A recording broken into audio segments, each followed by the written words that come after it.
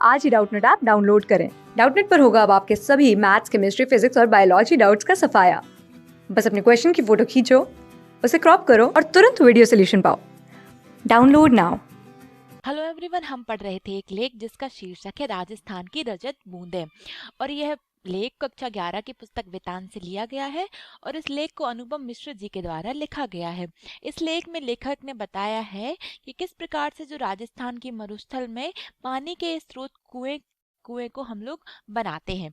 और साथ ही साथ ये भी कहा है कि जिसका निर्माण राजस्थान में, मतलब कुएं का जो निर्माण होता है, जो जो राजस्थान, विशेष तौर पर राजस्थान में किया जाता है, इसका मुख्य उद्देश्य होता है जल संरक्षण। और साथ ही साथ लेखक ने हमें यह भी बताया था कि ये जो कुएं की जो खुदाई और चिनाई करते हैं, उन लोगों को हम चेलबाजी कहते हैं।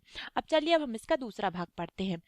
ऐसे क्षेत्रों में बड़े कुएं खोदते समय मिट्टी में हो रहे परिवर्तन से खटिया पट्टी का पता चल जाता है। तो हमने अपने वीडियो के पहले भाग में पढ़ा था कि कुछ क्षेत्रों में खटिया पट्टी भी मिलती है, जो कि जमीन से 6-7 से 50-60 हाथ के नीचे होती है।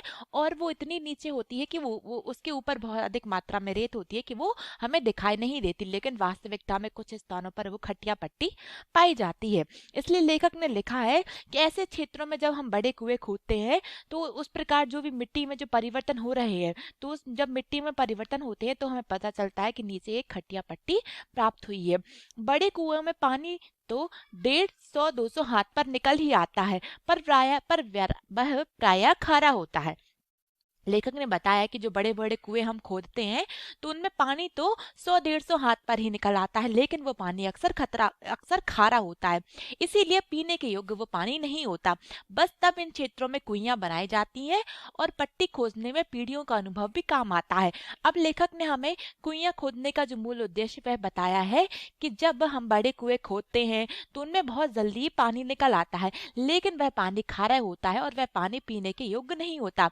इसीलिए पीने योग्य पानी बनाने के लिए लोग कुइयां खोदते हैं। इसलिए लेखक ने लिखा है कि बस तब इन क्षेत्रों में कुइयां बनाई जाती हैं और पट्टी खोदने में पीढ़ियों का अनुभव भी काम करता है। मतलब ये जो पट्टियां खोदने का जो काम करता होता है, वह पीढ़ियां दर पीढ़ी चला आ रहा है। बरसात का पानी किसी क्षेत्र में एकदम बैठे नहीं तो पता चल जाता है कि रेत के नीचे ऐसी पट्टी चल रही है। अब लेखक ने बताया हमें कि हम कैसे पता लगाएं कि किस रेत के नीचे पट्टी है। तो लेखक ने कहा है कि जो बारिश का जो पानी होता है, वह किसी क्षेत्र में एकदम से बैठे नहीं, बल्कि उसका उफान बना रहे, तो वो हमें पता चल जाता है कि इस रेत के नीचे ऐसी पट्टी चल रही है। आगे लिखा है, यह पट्टी वर्षा के जल को गहरे खारे भूजल तक जाकर मिलने से रोकती है। और यह जो पट्टी है, यह जो बारिश का जो जल होता है और जो हमारे जमीन का जो गहरा खारा जल होता है, जो हमारे जमीन के अंदर जो जल पाया जाता है, जिसे लेखक ने यहाँ पर भूजल कहा है, तो जो वर्षा की पट्टी जल को गहरे खारे भूजल तक जाकर मिलने से रोकती है। ऐसी स्थिति में उस बड़े क्षेत्र में वर्षा पानी भूमि की रेतीली सतह और नीचे चल रही पथरीली पट्टी के बीच अटक कर नमी की तरह फैल जाता है। लेखक ने बताया है कि ऐसी स्थिति में, मतलब जब जो वर्षा का जो पानी होता है, तो जो पट्टी होती है उसे भूजल के तक जाकर मिलने से रोकती है। और ऐसी स्थिति में क्या होता है कि उस क्षेत्र में जो पानी बरसा हुआ होता है, वह पानी जो भूमि की जो रेतीली सतह होती है, जहां पर बहुत अधिक मात्रा में रेत होती है, तो रेतीली सतह और नीचे चल रही पट्टी के बीच अटक कर नमी की तरह फैल जाता है। अब फिर उसके बाद तेज पड़ने वाली गर्मी में इस नमी की भाप बनकर उड़ जाने की आशंका हो उठ सकती है। पर ऐसे क्षेत्रों में प्रकृति की एक और अनोखी उदारता काम आती है। लेखक ने बताया है कि जब किसी क्षेत्र में बहुत अधिक बारिश होता है, तो जो बारिश का पानी होता है, वह भूमि की रेतीली सतह और नीचे चल रही पथरीली पट्टी के बीच अटक जाता है और वहां पर नमी पैदा करता है। और जब तेज गर्मी पड़ती है, तो यह नमी भाप की तरह बनकर उड़ जाती है और लोगों में यह ऐसी आशंका रहती है कि जो नमी बनी है, वह भाप बन जाएगी और आसमान में उड़ जाएगी और हमारे यहाँ फिर से पानी की कमी हो जाएगी। इसीलिए ऐसे क्षेत्रों में प्रकृति की एक और अनोखी उदारता काम आती है कि मतलब जब पानी की कमी होने लगती है और जो पानी, वर्षा का जो पानी होता है, वो किस प्रकार से नमी की भाप बनकर उड़ने लगता है, तो इसलिए कहा गया है कि जब ऐसे मामले आते हैं तो ऐसे क्षेत्रों में प्रकृति की एक और अनोखी उदारता हमें देखने को मिलती है। रेत के कण बहुत ही बारीक होते हैं, तो ये तो हम सभी जानते हैं, हम सभी ने अपने अपने घरों में कई बार रेत देखी होगी। तो रेत के जो कण होते हैं वो बहुत अधिक बारीक महीन होते हैं। वे अन्यत्र मिलने वाली मिट्टी के कणों की तरह एक दूसरे से चिपकते नहीं है। और जो रेत के कण होते हैं, जो मिट्टी के कण होते हैं वो आपस में चिपक जाते हैं, लेकिन जो रेत के कण होते हैं वो आपस में चिपकते नहीं है। जहां लगाव है वहां अलगाव भी होता है। लेखक ने लिखा है कि जहां मिट्टी के जो कण आपस में चिपक जाते हैं, तो वो जहां चिपक जाते हैं तो वो एक वक्त बाद वो कण अलग भी हो जाते हैं। इसीलिए लेखक ने कहा है कि जहां पर लगाव है वहां पर अलगाव भी है। अगर ये मिट्टी के कण एक दूसरे से आपस में मिलते हैं तो वो एक जगह जाकर बिछड़ भी जाते हैं, लेकिन जो रेत के कण होते हैं वह बहुत ही बारीक होते हैं और वह अपने अन्य रेत के कणों से मिलते नहीं है। इसीलिए उनमें ना किसी प्रकार का लगाव होता है और ना ही अलगाव होता है। जिस मिट्टी के कण परस्पर चिपकते हैं वे अपनी जगह भी छोड़ते हैं और इसलिए वहां कुछ स्थान खाली छूट जाता है। लेखक ने बताया कि जिस मिट्टी, तो हम सभी जानते हैं कि हमारे भारत में कई प्रकार की मिट्टियां पाई जाती, काली मिट्टी, लाल मिट्टी, बालू मिट्टी, ऐसी कई तरह की मिट्टियां पाई जाती हैं। और जिस मिट्टी के कण आपस में मिलते हैं, आपस में चिपकते हैं, वे अपनी जगह भी छोड़ देते हैं, इसीलिए उनके बीच में कुछ खाली स्थान पड़ जाता है। तो हम सभी देखते हैं जो मिट्टी की जमीन होती है तो एक वक्त के बाद वहां पर दरार पड़ने लगती है। वह उसका कारण यही है कि जो कण होते हैं वह आपस में चिपकने लगते हैं और फिर एक वक्त बाद वह अपनी जगह छोड़ देते हैं, इसीलिए वहां कुछ स्थान खाली छूट जाता है और वहां पर दरार पड़ जाती है।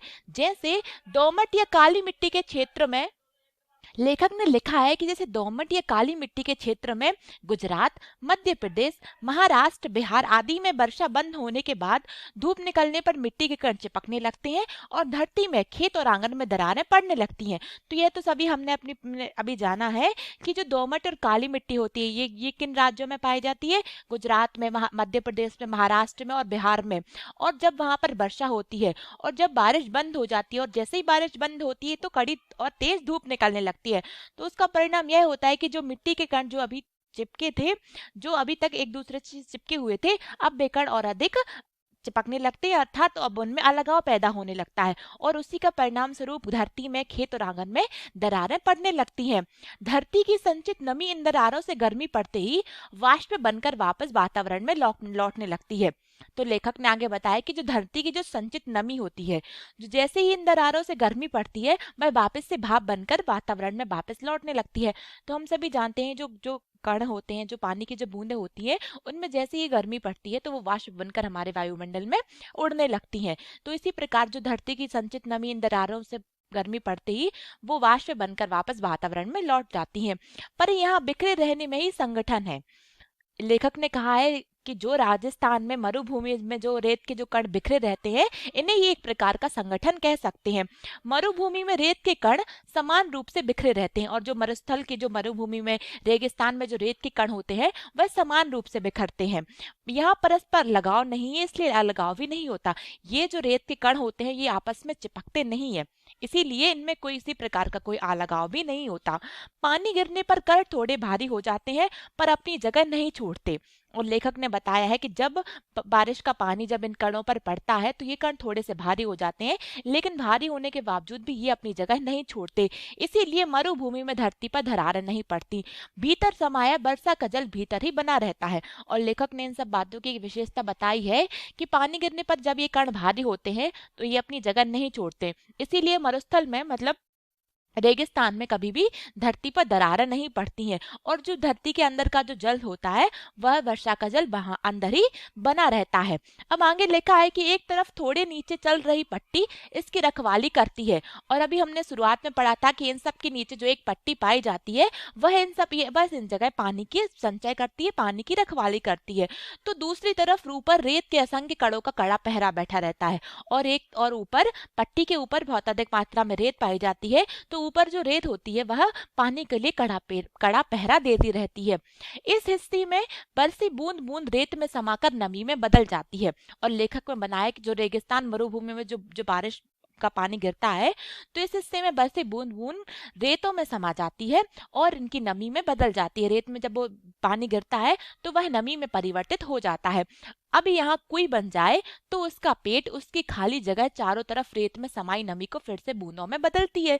अब लेखक ने हमें बताया कि किस प्रकार से कुई कुई में पानी इकट्ठा होता है। तो जो रेत होती है, जो रेत में जब जिस हिस्से में वर्षा का पानी गिरता है तो बूंद बूंद रेत में समा जाती है और उसमें नमी में परिवर्तित हो जाती है। और जब यहाँ पर जो कुई बनती है, जो कुआं का जो छोटा रूप है कुई, जब उसे बनाया जाता है तो उसका पेट, उसका जो खाली जगह होती है, चारों तरफ रेत में जो नमी समाई रहती है वह फिर से वापस से बूंदों में बदल जाती है और वहां पर पानी हो जाता है। बूंद बूंद रिसती है और कुई में पानी जमा होने लगता है। खारे पानी के सागर में अमृत जैसा मीठा पानी। लेखक ने बताया है कि जब जो रेत में जो नमी उत्पन्न होती है वह बाद में बूंद बूंद बन के रिसती रहती है और कुई में जमा होने लगती है और खारे पानी के सागर में अमृत जैसा मीठा पानी आने लगता है। तो अभी हमने शुरुआत में देखा था कि जब हम कुएं को खोदते हैं तो कुएं में अक्सर अक्सर खारा पानी पाया जाता है, जो पानी पीने योग्य नहीं होता है। इसीलिए राजस्थान में मरुभूमि में अक्सर लोग कुइयां खोदते हैं, क्योंकि उन्हें चाहिए खारा मीठा पानी, और जो कुएं का पानी होता है वह खारा होता है। इसीलिए वो कुइयों का निर्माण करते हैं। और कुइयों का यह मतलब होता है कि जब धरती के रेत की जो बूंद बूंद रिसती है वह और उसी का पानी कुई में जमा होने लगता है और फिर खारे पानी के सागर में अमृत जैसा मीठा पानी मिलने लगता है। इस अमृत को पाने के लिए मरुभूमि के समाज ने खूब मंथन किया हुआ है। लेखक ने बताया कि इस अमृत को, मतलब इस पानी को पाने के लिए जो मरुभूमि के जो समाज होती है उन्होंने खूब अधिक मंथन किया, बहुत अधिक विचार विमर्श किया और उन्होंने कई तरीके अपनाए हैं। अपने अनुभवों को व्यवहार में उतारने का पूरा एक शास्त्र विकसित किया है। इस शास्त्र ने समाज के लिए उपलब्ध पानी को 3 रूपों में बांटा है। लेखक ने बताया है कि इस प्रकार से मीठा पानी, मतलब अमृत, लेखक ने यहाँ पर मीठे पानी को अमृत कहा है। तो इस अमृत को पाने के लिए जो मरुभूमि की जो समाज होती है उसने बहुत अधिक मेहनत की है और अपने अनुभवों को इस व्यवहार में उतारने के लिए एक पूरा शास्त्र ही विकसित कर दिया है। और लेखक ने बताया कि और इसी शास्त्र ने हमारे समाज के लिए उपलब्ध, हमारे समाज में जो भी पानी उपलब्ध होता है तो इन पानी को 3 रूपों में बांटा हुआ है। हमारा यह भाग यहीं पर समाप्त होता है। हम अपने अगले वीडियो के अगले भाग में जानेंगे कि ये जो पानी के 3 रूप हैं वह आखिर कौन कौन से हैं। धन्यवाद। क्लास 6 से 12 से लेके नीट, IIT, जेईई मेंस और एडवांस के लेवल तक 10 मिलियन से ज्यादा स्टूडेंट्स का भरोसा। आज ही डाउनलोड करें डाउटनेट ऐप या व्हाट्सएप कीजिए अपने डाउट्स 8400 400 400 पर।